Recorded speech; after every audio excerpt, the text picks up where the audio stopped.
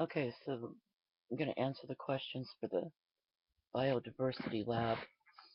First question, my my hypothesis was that the tropical rainforest would have the most diversity, mostly just because of the different kinds of beings that were there.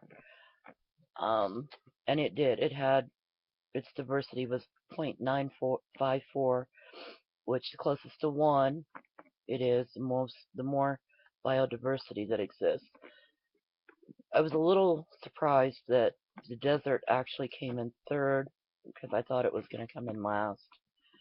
Um, and of course, the agricultural wheat field was actually in last place with 0.456.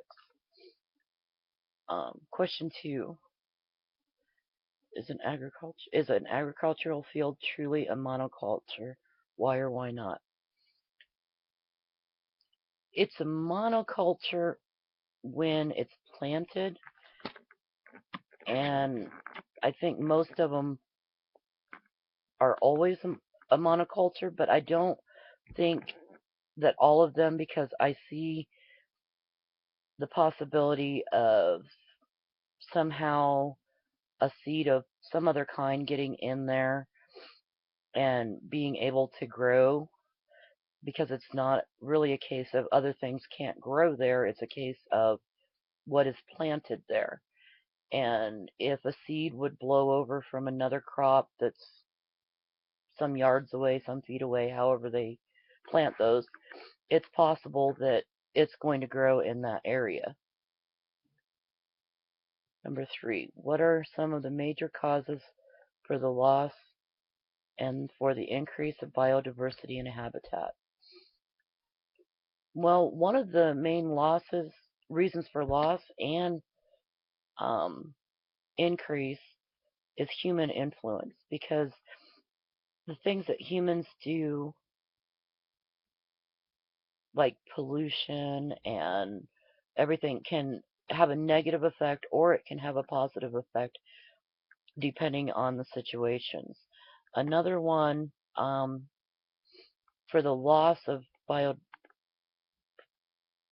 for the loss of biodiversity in a habitat would be climate changes, because the climate, when it changes, it affects everything. Another reason for an increase could just be like wildlife traveling to different areas and finding a new place that they want to try to exist in. Number 4, if you cut down the variety in a piece of forest you own and replant it with one type of tree, what will happen to much of the wildlife that was adapted to the forest?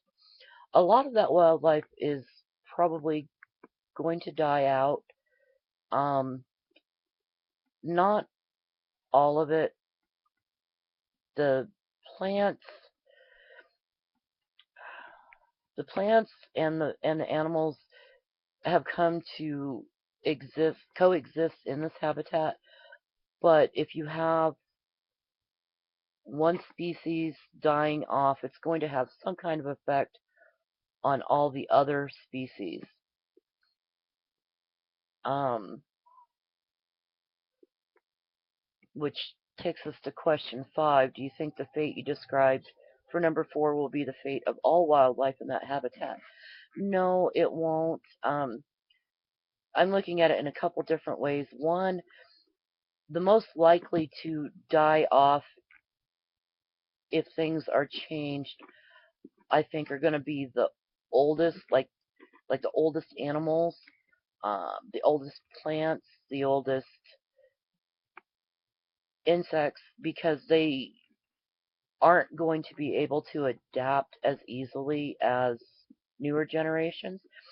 Some of the newer generations will probably die off as well, but I think that the newer generations will um, last a lot longer and possibly be able to continue life once they adapt.